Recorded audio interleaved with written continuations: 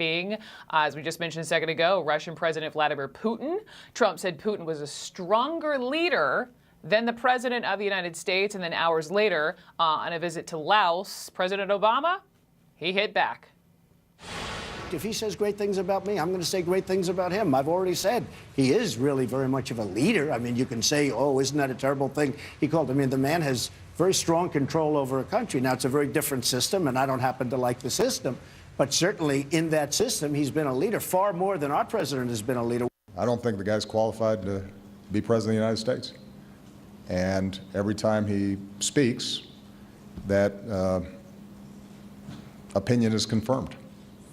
And I think the most important thing for the public and the press is to just listen to what he says and follow up and ask questions about what appear to be either contradictory or uninformed or outright wacky ideas. Let me bring in CNN political commentator Van Jones, who supports Hillary Clinton.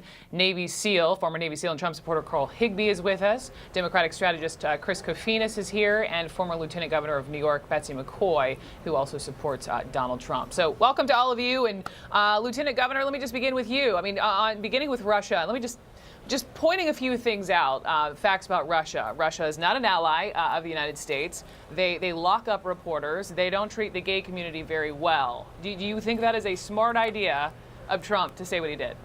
Well, Trump actually made it very clear that he disagreed with the Russian system of government. It does not share our values. We believe in an open, free society. He was simply paying tribute to Putin's strength of leadership, something that Obama definitely lacks. Let me point out what I thought was the most shocking moment last night, which was when Mrs. Clinton addressed a member of the audience and said that she took quite seriously, that's her Betsy, quote, protecting confidential information. The question was on Trump. I promise we'll get to Hillary Clinton fair and square in just a moment. But on Putin, on Trump, was there anything wrong with what Mr. Trump said? Not about Putin. After all, remember that it was Mrs. Clinton who cloyingly, fawningly tried to present Vladimir Putin with a red reset button, and she was sent home with her tail between her legs. Forgive me. Somebody's cued into my ear, so I can't actually hear you. Control room, can somebody hop out? Thank you. Sorry, Betsy, continue. Yes. So Mrs. Clinton is the one who cloyingly and fawningly tried to present Vladimir Putin with a red reset button and failed. Trump just very cleverly avoided insulting Vladimir Putin, because when he becomes president, Donald Trump will have to negotiate with Vladimir Putin. He insults every other person on earth. He insults his fellow Republicans. He insults Paul Ryan. He insults Hillary Clinton. He insults every American. He insults the president of his own country, but then he praises this other dictator who's a horrible man. He made it clear he did not agree with the Russian system. But he was putting on his approval numbers. Why is it smart for him to insult Americans, to insult our generals, our political leaders, and praise Putin? It's completely ridiculous. It's unacceptable. This man is showing himself to be completely... Too many heads of state this week are throwing around reckless insults. The head of the Philippines, the president of Mexico. I think it's good to avoid that. And if Donald Trump had said insulting things to Vladimir Putin, Hillary Clinton would have been all over him today. Why is there an exception? He doesn't have the temperament to be president. You are a leader in New York. Why are you creating an exception? The only human on earth. There's 7 billion people Donald Trump insults, and you've defended. I haven't created an exception. I don't think it's good to hurl insults at anyone. Well, I would also let me jump in. Hang on, because Carl, I want to hear from you as the former Navy SEAL, as the veteran on the panel here, on the point about the generals. And let me just play this for folks who missed it. At the forum last night, Trump essentially said, we would consult with our military generals on a plan to ultimately defeat and destroy ISIS. But then he said this. I think under the leadership of Barack Obama and Hillary Clinton, the generals have been reduced to rubble. They have been reduced to a point where it's embarrassing for our country.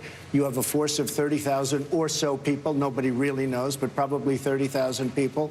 And I can just see the great, as an example, General George Patton spinning in his grave.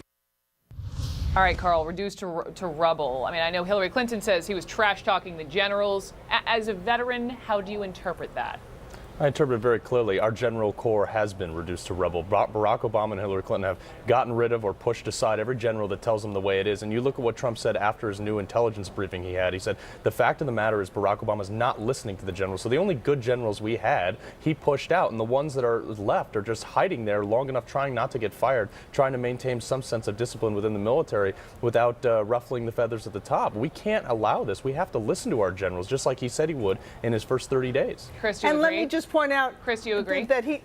Well, do I agree? Yeah. I mean, please. I mean, between listening to the Trump surrogates and listening to Trump last night, it's like living in an alternative universe. I mean, the notion that somehow the greatest military that's ever existed has been reduced to rubble is just comical. But the part that I would say is the most frustrating, there is no more important job for the President of the United States than Commander-in-Chief. And to listen to Donald Trump, who has literally no knowledge or policy background or specifics on any issue. Nothing. There is no details there. And the part that I would say has been frustrating to watch those interviews with him is, when is someone going to follow up when he says, we'll keep the oil? Well, how are you going to keep the oil? Well, let me Right. actually follow up on Hillary Clinton, and let me just stay with you, Chris, because we were just talking to Jeff Zeleny about how she essentially said, which she said about ground troops both in Iraq and Syria, and that she would never do that if she were elected. And P.S. we do have ground troops in Iraq, and the question that Zeleny so eloquently sort of asked is, wouldn't she then be boxing herself in, by saying never if there are ultimately generals who advise her otherwise? Well, I mean, listen, I think she's made it very clear that the conditions under which she would put ground troops there are probably so high it's not realistic. I mean, listen, the American people aren't going to support it. I cannot imagine the situation where we're going to go back in. So I think it's fine for her to make that argument. We're going to have special forces in that region. That's not going to change. We're going to have a certain contingent there. That's not going to change. But the idea that we're going to re-engage and pour in another 10, 20, 40, 50,000 troops, that's just not a realistic strategy. No one with any foreign policy background is going to support such a position.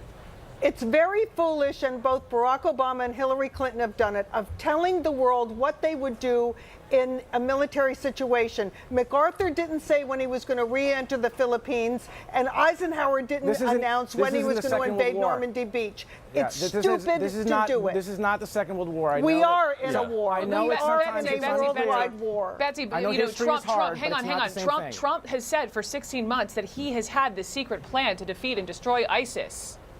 Does he have that? Trump has had a goal, It's a secret. and he's going to rely. Yeah, he's right. he's had a goal, and he's going to rely on the generals as he did. He learned from that first intelligence briefing he got that it's time to go out there. Hillary Clinton has been on the wrong side of every foreign conflict she's engaged in. So why should we have any faith in her that she's going to do anything different? When you say you're going to keep special forces there, you know what it takes to keep special forces there? We deploy at a 1-to-10 ratio. 1 special forces for 10 support guys, because that's what it requires to complete our mission. So when you say, oh, we'll just leave some special forces guys, you're leaving guys like me out there. And if we don't have the proper I realize you would know support, that. You would know that personally, Carl, and that's significant. But Van, I want you to respond to Carl saying that Hillary Clinton has been on the wrong side of every conflict. Well, it's just not true. But I want to go back to something else that they're talking about. Yeah. This idea that Donald Trump has some secret plan and he's going to somehow be able to fight ISIS and defeat ISIS. And the problem that you have with that, first of all, is that it does not take seriously what our military is doing right now. It disrespects the fact that the military has rolled ISIS back by almost 50%, has liquidated the top 1/3 of their leadership, and is still going. There is an ongoing fight right now, to your point, sir. And there is no respect from the Trump campaign for the fight that's being led right now by our president. You praise Putin and you insult our president that's taking the fight to ISIS every day. And you do have special forces on the ground right now, sir, who are risking their lives and being disrespected by this campaign. And I wish that we could just say oh my God. I mean, when has he said one kind word about the people risking their lives right now fighting ISIS under this president? I haven't talked to one SEAL friend of mine that's been over there recently that's been fighting ISIS that's offended by Donald Trump and his recent lyrics. In fact, the reason Donald Trump is 20 points ahead in the polls. Hang on, Betsy, because I do want to hear more from you. Let me ask all of you to stick around. There's so much more to get through. Again, we're waiting to hear from Donald Trump. We're going to take him live. But also, Trump revealing what shocked him from the classified briefings he's been getting. Hillary Clinton has responded to that. We'll discuss. Also, did you hear what Gary Johnson said this morning? Gary Johnson, as in the presidential nominee here, Libertarian nominee, may get the award for the biggest gaffe of the election thus far. What he said when asked what he would do about the crisis in Aleppo, as in Syria. We'll be right back.